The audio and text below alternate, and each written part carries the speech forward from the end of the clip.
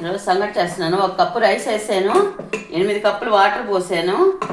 కొంచెం నీళ్ళు దగ్గర పడిందాకా ఎగరబడిందాకా చూసేసి 1 కప్పు పిండి పోసేస్తున్నాను. కాసేపు ఇలాగే ఉంచేద్దాం. మూత పెట్టి సిమ్లో పెడదాం కాసేపు.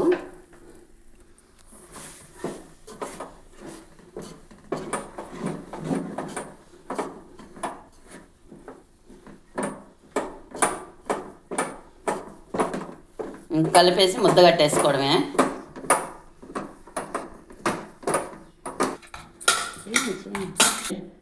ఈరోజు మా ఇంట్లో సంగటి చేయించుకున్నాను, చికెన్ పులుసు చేయించుకున్నాను. దాన్ని నేను చేసిన చింతకాయ పచ్చడి ఉందండి. చింతకాయ పచ్చడి, రాగి ముద్ద, రాగి సంగటి కావాలని చేయించుకున్నాను నేను. చికెన్ పులుసు దీంట్లో వేసుకొని తింటే అమోఘంగా ఉంటుంది. ఒకసారి ట్రై చేయండి. లైక్ చేయండి, షేర్ చేయండి, సబ్స్క్రైబ్ చేసుకోండి.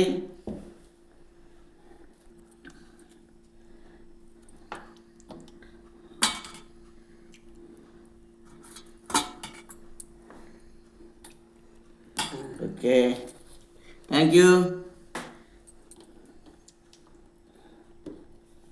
చెప్పు, సూపర్గా ఉందని చెప్పు. అబ్బా, కరిగిపోతుంది నోట్లో పెట్టుకుంటే. ఏం నోట్లో నాగితే కదిలితే చాలు వెళ్ళిపోతా ఉంది.